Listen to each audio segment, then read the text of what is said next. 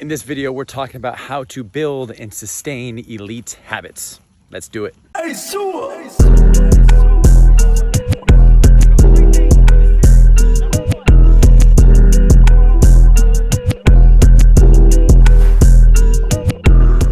want you to think about some of the best athletes you know. In basketball, in baseball, soccer, gymnastics, tennis, you name it. Now think about some of the best musicians you know, and the best artists you know, and the best business professionals you know. Chances are that that person or those people who you were thinking about have unbelievably rock solid habits or routines. Now, routines are great because during stressful times, it helps you focus on what you can control. It keeps the main thing the main thing.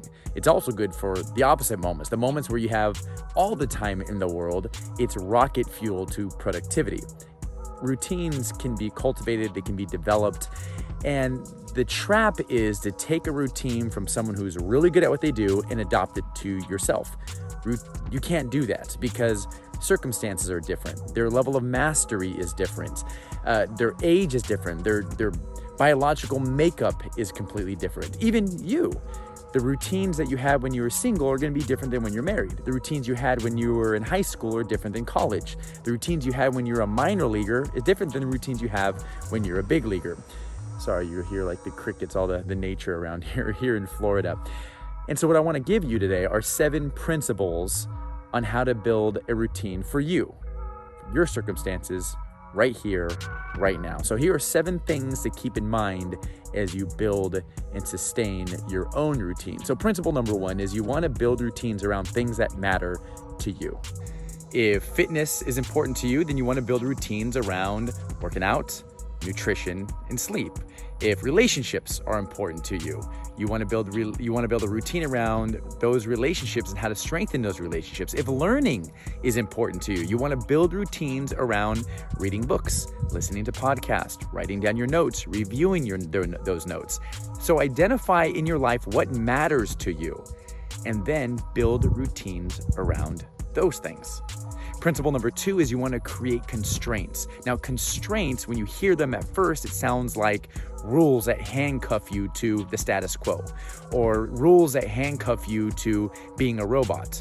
Now, not always the case. Constraints breed creativity. What constraints also do is they help you focus your work, focus your attention, and focus your energy. So instead of just telling yourself to work out, build a constraint around working out. What time are you going to work out? What kind of workout are you going to do? If your constraint, if your habit is learning, don't just say, I'm going to learn today. How long are you going to study for? How many pages are you going to listen to? How many articles are you going to write? So that's what I mean by creating constraints. You want to have routines that have a beginning and have an end, to do it on purpose, with purpose. Principle number 3 is to keep it flexible. You don't want a routine that is stringent. You don't want a routine where the environment must be perfect in order for you to execute it. You're going to move. It's going to be hot outside. It's going to be cold outside. It's going to snow outside.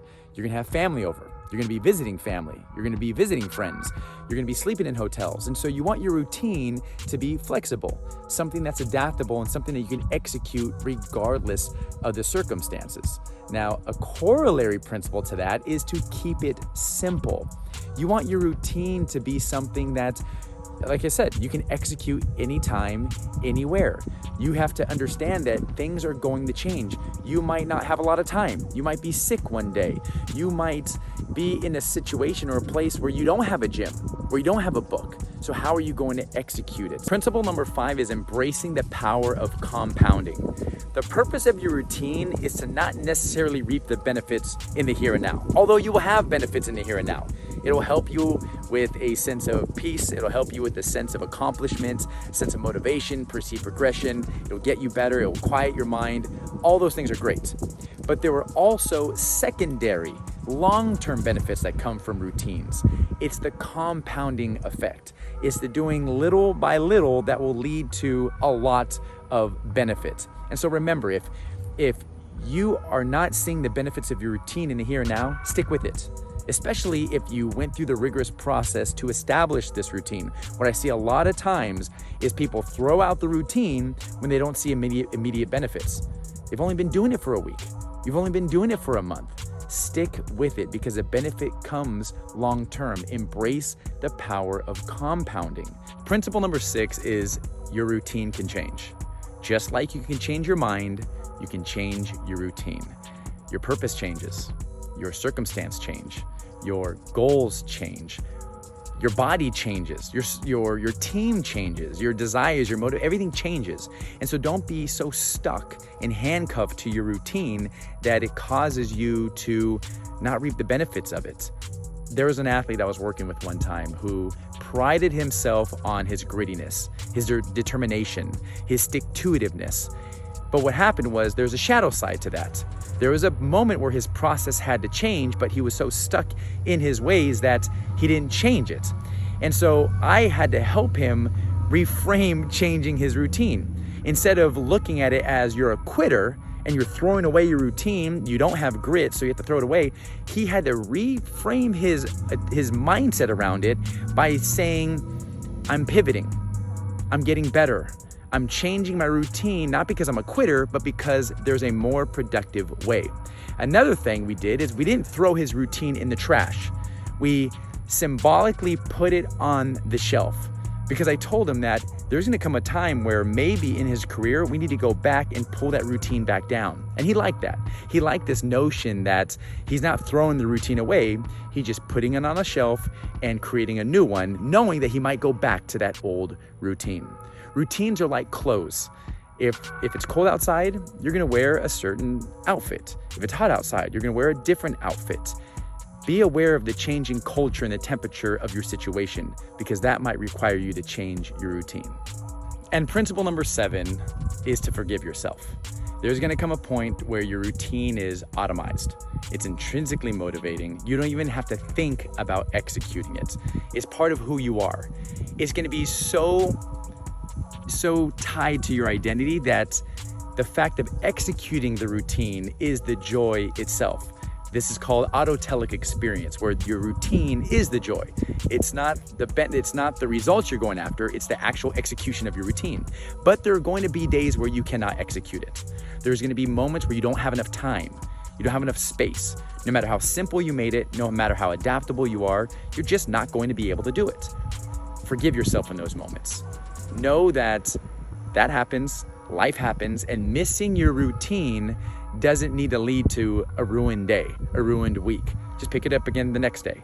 And this is an important principle to remember because some of you who are watching this are very hard on yourself. You are perfectionists, and if you don't execute your routine, you're gonna be beating up on yourself and you're gonna take it out on other people. Don't allow yourself to take it out on yourself. Principle number 7 is huge. Forgive yourself. So there you have it, the 7 principles to building an elite routine. Number 1, you want to build routines around things that are important to you. Number 2, we talked about creating constraints. You want to create these parameters for success for yourself. You want to make it as detailed as you possibly can. Number 3 is you want to be flexible. Remember, keep it flexible. Circumstances are going to change, environments are going to change. You want to be able to execute no matter the environment. Going along with that is principle number 4, keep it simple. You got to be able to expand it, to shorten it, to tighten it. The more cumbersome it is, the more complex it is, the less likely you are to execute this routine day in and day out. Number 5 is you want to embrace the power of compounding. Again, the results are going to come long-term. They're going to come down the road. Think long-term, not short-term. Number 6 is you can change your mind. Your routine can change. Remember that. It can change, but don't change it immediately. Don't just throw it out because you're not getting results. Pay the price to create your routine and then stick with it. And then number 7 is forgive yourself. Forgive yourself. You're not always going to execute it at the level you want. That's okay. Pick it up tomorrow. My question for you is this: which one of these 7 most resonates with you? Which one do you like the most? Which one was a good reminder for you? Let me know in the comment section. I'd love to hear from you guys. And what are some routines that work for you? We have a lot of high performers who follow this, who watch this, leaders, parents, athletes. What's a routine that you absolutely love that you have? And who knows, maybe someone will be able to adopt those concepts to themselves. Not the entire one, because we talked about that, but adopt the concepts. Hit subscribe button, hit the bell so you know when the next video comes out, and hit the like. Love to see you guys joining us, and we'll do it again next week.